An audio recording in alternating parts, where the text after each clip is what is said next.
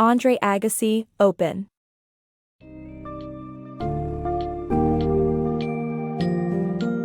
Embark on a captivating journey as you dive into the life of tennis legend Andre Agassi in his autobiography Open. This compelling narrative unveils Agassi's complex relationship with tennis, as it navigates through his early years, his rise to fame, and his mental struggles. Discover the immense pressure from his father, his breakthrough victories, and his search for true identity.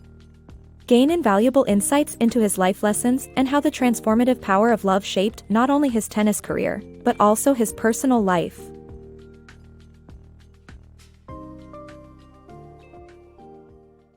The Dragon and the Father. Andre Agassi's tennis career was influenced greatly by his father, who built a tennis machine called the Dragon to help his son train. However, his father's ambition for his son was driven by violence and aggression. Agassi's father demanded nothing less than excellence, and his extreme expectations and aggressive nature had a lasting impact on Andre. From his father's own failed dreams of tennis stardom, to his past as an Iranian Olympic boxing team member, Andre's father was determined to mold his son into the greatest tennis player in the world.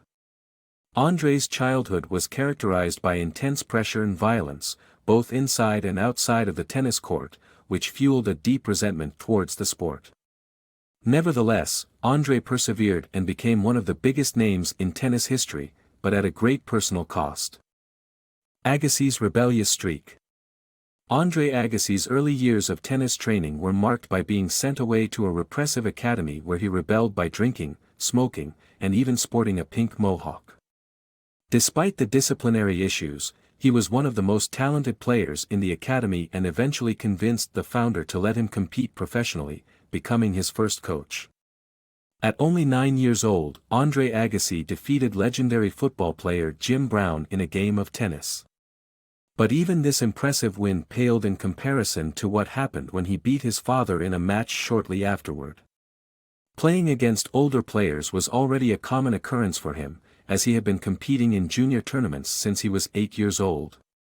At age 14, he enrolled at a Florida tennis academy that was more like an army barracks than a school. There, children as young as 7 trained relentlessly in uncomfortable conditions that often led to fights. The academy was so cut off from the outside world that they hardly received supervision. Agassi was unhappy with his situation and began drinking, smoking weed, and even dyeing his hair pink. Fortunately, the academy's founder, Nick Bollettieri, recognized Andre's impressive talent and allowed him to continue acting out. But at age 15, Agassi finally reached his limit. He demanded that Bollettieri enter him into professional tournaments. Bollettieri eventually relented and became Agassi's first professional coach. Despite the repressive environment, Agassi's determination and rebellion ultimately led him to become one of the greatest tennis players of all time. Agassi's search for identity. Agassi confronts his love-hate relationship with tennis and his struggle to find his true identity while navigating life as a pro player. 16-year-old Andre Agassi turned pro on April 29, 1986, and faced a dilemma when he lost in the final of the Florida Masters tournament. He could accept the $1,100 prize and commit to a livelihood as a tennis player, but he hated the sport. Agassi took the money and traveled the world in his first year as a pro, earning just enough to continue to compete, and a $20,000 Nike sponsorship deal helped. But Agassi still felt lost. He had given up an interest in writing and poetry for the sake of tennis, and he struggled with his identity and image. Agassi's inner turmoil came to a head in Rome when he realized that a life inspired by art and culture was far grander than the one he had. He had some remarkable victories in 1987, including beating the current Wimbledon winner, Pat Cash, but they left him feeling empty inside. Although he faced criticism from giants like Ivan Lendl, who dismissed Agassi as nothing more than a haircut and a forehand, the real truth was that Agassi lacked a true identity of his own. He was shy but rebellious in flashy clothing, sporting a mullet with frosted tips, unsure of who he was outside of tennis. Agassi's journey explores his complicated relationship with the sport, his pursuit of self-discovery, and his struggle to find his true identity. Agassi's journey to success. At 17, Andre Agassi shocked the world by winning his first tournament in Brazil. However, it was clear after losing to Mats Wilander in the French Open that he needed to work on his physical abilities. Then he found Gil Reyes, who became his trainer and later a second father figure. Reyes not only designed personal workouts for him but also opened his home to Agassi, making him a part of his family.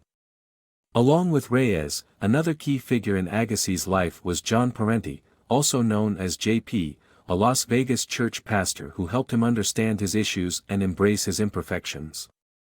With Reyes and JP in his life, Agassi grew in confidence and physical strength, leading him to defeat Jimmy Connors in a 5-set match at the 1989 US Open. Agassi's journey to success. Agassi's journey to winning his first Grand Slam title, with the help of his coach Brad Gilbert.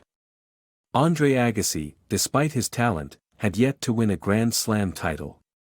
His lower back problems from spondylolisthesis hindered his progress, but his trainer Gil Reyes developed specific exercises and a sports drink to help him. In 1992, against all odds, Agassi won the Wimbledon title, his first Grand Slam. The win gained him respect from his peers and the press, proving that he was a player with talent. Agassi's father was even begrudgingly proud. Agassi's previous coach, Nick Bollettieri, could not prepare him for the mental aspects of tennis and his feelings of pointlessness when he lost. Brad Gilbert was the perfect replacement and taught Agassi how to play smarter, chase winning shots, tire opponents out, and let them make unforced errors. With Gilbert's help, Agassi continued to succeed and become a tennis legend. In conclusion, Agassi's journey to winning his first Grand Slam title was not easy, but with the help of his trainer and coach, he was able to overcome his physical limitations and mental barriers to become a respected and talented player. Agassi's life, beyond tennis. After winning Wimbledon, Andre Agassi's life took a bizarre turn. He was invited to the White House and befriended Barbra Streisand. He also started dating Brooke Shields, whom he proposed to in Hawaii but felt empty inside with their marriage. Furthermore, Agassi battled with hair loss and wore a hairpiece to Wimbledon. During the 1990 French Open, his hairpiece almost fell apart and caused him to lose concentration, resulting in a loss. Brooke helped liberate him, and he buzzed his hair short, leading him to win the 1995 Australian Open. However, he struggled with depression when he lost matches and began to find solace in crystal meth with his personal assistant. Andre Agassi's redemption story. Andre Agassi's life takes a downward spiral after he tests positive for drugs while being a top tennis player. He lies to avoid trouble, and his ranking drops to 141. He found solace in setting himself the goal to regain his #1 spot. The Andre Agassi College Preparatory Academy was his inspiration, helping underprivileged children feel passionate about education. While construction started for the school, his marriage fell apart. However, his coach was optimistic about his comeback. Playing for the school and the students gave him purpose and helped him free himself from self-loathing, leading Agassi to his next step, a comeback.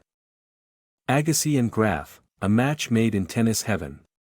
In 1999, Andre Agassi and Steffi Graf met at the French Open and quickly realized they were perfect for each other. They had both been pressured into tennis careers at a young age and shared a sense of the struggle for individual worth. Despite Graf's retirement, Agassi continued to push himself and eventually reached the #1 ranking in tennis.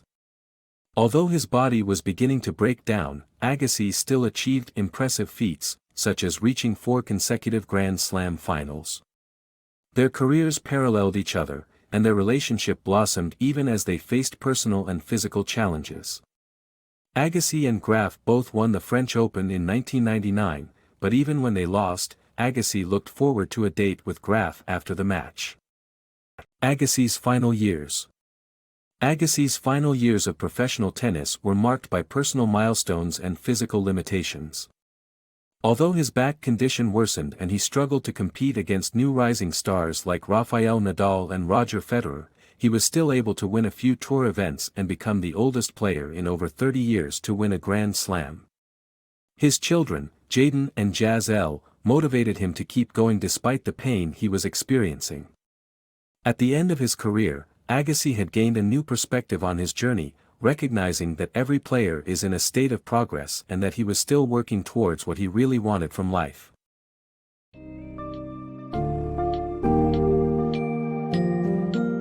In the engrossing story of The Open, we witness Andre Agassi's remarkable journey from a child prodigy to a global tennis icon.